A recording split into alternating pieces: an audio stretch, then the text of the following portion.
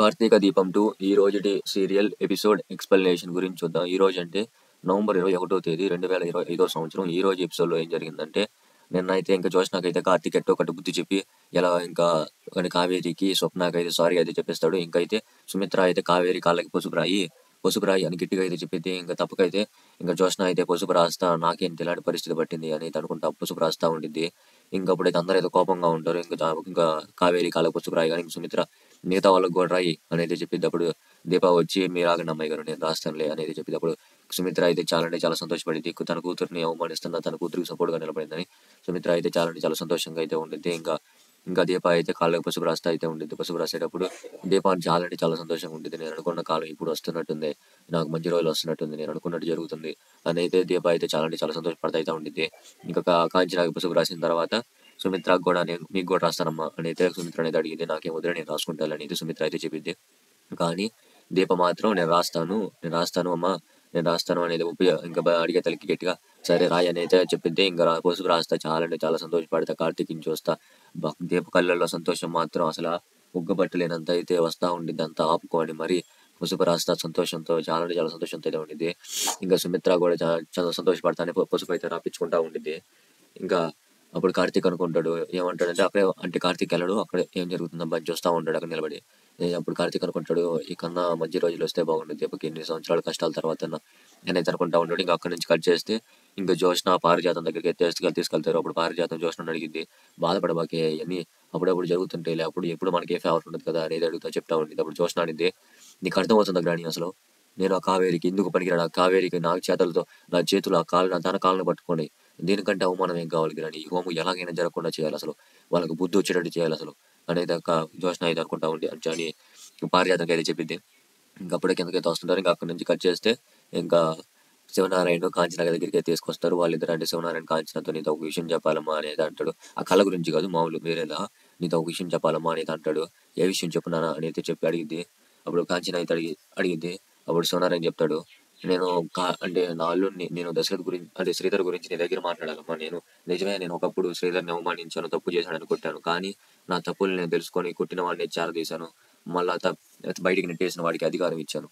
ఇప్పుడు నేను చేసింది ఒక కారణం కార్తీక్ కోసం అంటే ఇంకో కారణం నీ కోసం కూడా.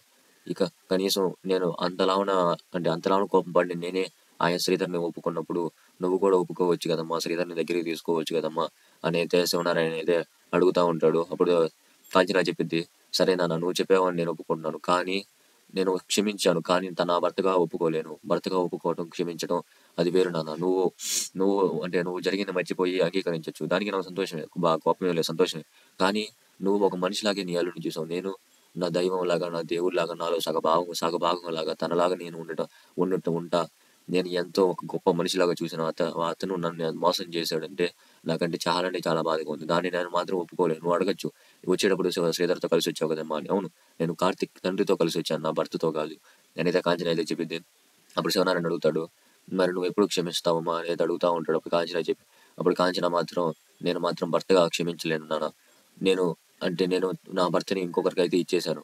నా భర్తని నా నుంచి ఇంకొకరు ఎవరైతే లాక్కున్నారో వాళ్ళకైతే నా భర్తని నేను ఇచ్చేశాను. తనని నేను మళ్ళీ వెనక్కి తీసుకోలేను, అది ఇప్పుడు జరిగే విషయమే కాదు అనేది కాంచన అయితే చెప్తుండేది. ఇది మాత్రం ఫస్ట్ నుంచి అయితే శ్రీధర్ అయితే ఇక్కడ నిలబడి ఉంటాడు. శ్రీధర్ వెనకాల కార్తీక్ నిలబడి ఉంటాడు. శ్రీధర్ ఏంటంటే కార్తీక్ వింటాడని శ్రీధర్కి తెలియదు, శ్రీధర్ వింటున్నారని శివనారాయణకి ఇంకా కాంచనకి అయితే తెలియదు. వాళ్ళిద్దరు అయితే వింటా ఉంటారు. ఇంకా అప్పుడే కాంచనతో శివనారాయణతో ఒక మాట అయితే చెప్పింది ఒకవేళ నేను క్షమించేది ఎప్పుడంటే అనేది అంటా ఉండేదానికి ఇంకా దాసు అయితే వస్తాడు. దాసు వచ్చేతలకి ఆ అన్నయ్య ఎలా ఉన్నావు అనేది కాంచన అయితే అడిగితే అప్పుడు శివనారాయణ కూడా ఎలా ఉన్నావు అనేది అడుగుతాడు. కానీ మనసులో మాత్రం శివనారాయణకి ఒక 2 నిమిషాలు ఆలస్యంగా వచ్చింటే నా కూతురు మనసులో మాట తెలిసేది అని అయితే శివనారాయణ ఇంకా శ్రీధర్ అయితే అనుకుంటా ఉంటారు. ఇంకప్పుడే కార్తీక్ కూడా హాయ్ మామయ్య ఎలా ఉన్నావు అని అయితే దగ్గరికి అయితే వస్తాడు. అప్పుడు శ్రీధర్ ఈడెప్పుడు వచ్చాడు అసలు మొత్తం విన్నాడా, ఈయనుండడా అని అయితే ఒకవేళ ఈయనుంటాడా అనేది అనుకుంటా ఉంటాడు. ఇంకా శ్రీధర్ అయితే మాత్రం ఇంకా సరే అని దాస్ దగ్గరికి అయితే వెళ్తారు. ఇంకప్పుడే ఇంకా జోష్న పారిజాతం కూడా వస్తారు.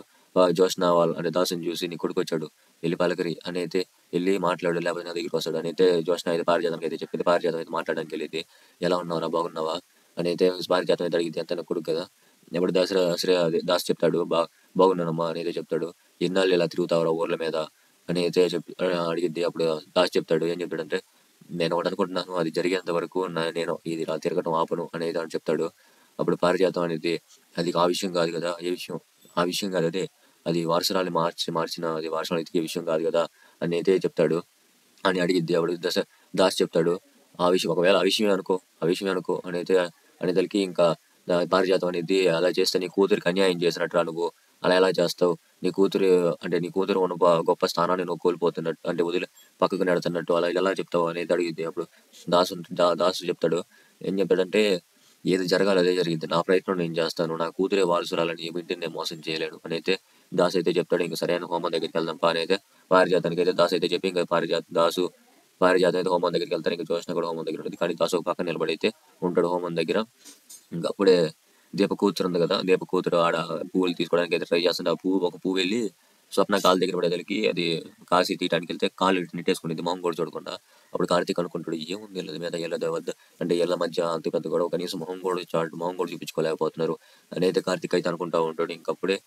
ఇంకప్పుడే హోమం జరుగుతూ ఉంటుంది. ఇంకా గురువు గారు కూడా వస్తారు. ఇంకా హోమంలో అయితే అందరు కూర్చుంటారు. సుమిత్ర దశరథ్ అయితే ఇంకా హోమంలో అయితే కూర్చుంటారు. అప్పుడు గురువు గారు హోమం జరిపిస్తూ ఉంటారు. ఇంకా కంకణాలు కడతా అంటే ఒక విషయం అయితే చెప్తాడు. ఏ విషయం అంటే, ఇప్పుడు ఇది మీకు ఒక సంచి లాంటిది ఇస్తాను, అది కనుక 3 చుట్లు తిరిగి అది మీ వారసురాలతో పాటు 3 చుట్లు తిరిగి మీ వారసురాలు చేత మీరైతే దాన్ని అంటే ఈ యజ్ఞంలో వేయాలి, ఈ మంటల్లో వేయాలి. ఒకవేళ ఏ కారణాల చేత అది కనుక కింద పడిందంటే జరిగే నష్టాన్ని ఎవరు కూడా తీర్చే పరిస్థితి ఉండదు, అసలు తీర్చలేరు అని అయితే చెప్తాడు. ఇంక దానికైతే అందరూ అయితే ఆశ్చర్యపోతారు, చాలా అంటే చాలా ఆశ్చర్యపోతారు, భయపడతా ఉంటారు, భయంతో వణికిపోతారు. కానీ అప్పుడు గురువు గారు ఏం చెప్తాడంటే, అలా ఏం జరగదు, మీ ఇష్టదైవాన్ని మనసులో తలుచుకొని ప్రారంభించండి, అలా ఏం ఉండదు అని అయితే చెప్తాడు. ఇంకప్పుడైతే చుట్లు అయితే తిరుగుతూ ఉంటారు. అప్పుడు దాస్ అనుకుంటాడు, ఇంటి వారసురాలు జోష్న కాదు కదా, ఒకవేళ జోష్న చేస్తే ఇదేమన్నా అంటే నష్టం జరిగే పరిస్థితి ఉండొచ్చు, ఎలాగైనా జోష్న ఆపాలి అనేది జోష్నకి సై చేస్తాను, పట్టించుకోదు. ఇంకా ఎలాగైనా ఆపాలని దగ్గరికి అయితే వెళ్తుంటే, ఇంకా జోష్న పారిజాతానికి చెప్పి, కానీ ఎలాగైనా మీ కొడుకు నాకు వస్తున్నాడు అని అయితే చెప్పి, ఎందుకు ఆపటం రాని, అదేదో ఆపు అనేది గట్టిగా అయితే చెప్పింది, చిన్నగా గట్టిగా అయితే చెప్పింది. ఇంకా ఇది అంతలా చెప్తుంది, ఏదో కారణం లేదని పారిజాతం అయితే దాసుని అయితే పక్కకి అయితే తీసుకెళ్లి, ఏం దశ దగ్గరికి వస్తున్నావు, ఏమైంది అనేది అడగా, ఈ హోమం అసలు జోష్న చేయకూడదు, జోష్న నా కూతురు, జోష్న చేయకూడదు, జోష్న చేసిందంటే ఇంటికి చాలా నష్టం కలిగింది, ఆ నష్టాన్ని ఎవరు కూడా భర్తీ చేయలేరు, కాబట్టి ఆ నష్టం జరగకుండా ఉండాలంటే నా కూతురు హోమం చేయకూడదు అని అయితే చెప్తా ఉంటాడు. అప్పుడు పారిజాతం చెప్పింది, ఒకవేళ అసలైన వారసురాలు ఇక్కడ కనుకుండి ఒకవేళ అసలైన వారసురాలతో చేయకుండా నీ కూతురు చేయిస్తే అప్పుడు కదా ఇలా అనుకోవాలి, అసలైన వారసురాలు ఎక్కడ ఉందో కూడా తెలియదు, ఇప్పుడు నీ కూతురే కదా వారసురాలు అనేది చెప్పింది. అయినా కానీ ఇప్పుడు కాలం హోమం జరగకపోయినా మనకేం నష్టం లేదు, మన ఒక కుటుంబం అనేది చెప్పింది. అప్పుడు దాస్ చెప్తాడు, మన కుటుంబం కాదు, ఇది మొత్తం మన కుటుంబం, అన్నయ్య కుటుంబానికి నష్టం జరిగితే నేను ఓడ్చుకోలేను, ఎలాగైనా ఈ హోమాన్ని జరగనేమను అని అయితే దగ్గరికి వెళ్తా ఉంటాడు. ఇంకప్పుడే కార్తీక్ కూడా ఇదంతా గమనిస్తూ ఉంటాడు, ఏమైంది ఇక్కడ ఏదో జరుగుతుంది అని అయితే దీపక్ అయితే చెప్తాడు. ఏమైంది బావ అని గని ఆలోచిస్తాడని, ఇక్కడ ఏదో జరుగుతుందో ఉండదు మనకి ఏదో తెలియకుండా, సరే చూద్దాం, విధి ఎలాగైనా తన వద్దకి అసలు విధి ఆడే నాటకంలో ఎవరైనా పాత్రలే కదా, ఏం జరుగుతుందో చూద్దాం అనేది కార్తీక్ దీప అయితే అనుకుంటా ఉంటారు. అప్పుడే ఇంకా దశరథ్ అంటే దాసు కూడా చెప్పడానికి వస్తూ ఉంటాడు. ఇంకప్పుడే సుమిత్ర అయితే కళ్ళు తిరిగి పడిపోతా ఉంటుంది. ఇంకెళ్ళి దీప అయితే పట్టుకుంది. అప్పుడు జోష్న అయితే ఏం పట్టుకున్నావు అనేది అడగగానే, అప్పుడు శివనారాయణ ఏం కాదులే, కళ్ళు తిరుగుతున్నట్టు తను పట్టుకొని వస్తుంది అనేది చెప్తాడు. ఇంకప్పుడైతే దీప అయితే పట్టుకొని వస్తూ ఉంటుంది, అంటే తనలో కూడా సుమిత్రను పట్టుకొని హోమం చుట్టూ తిరుగుతూ ఉంటారు.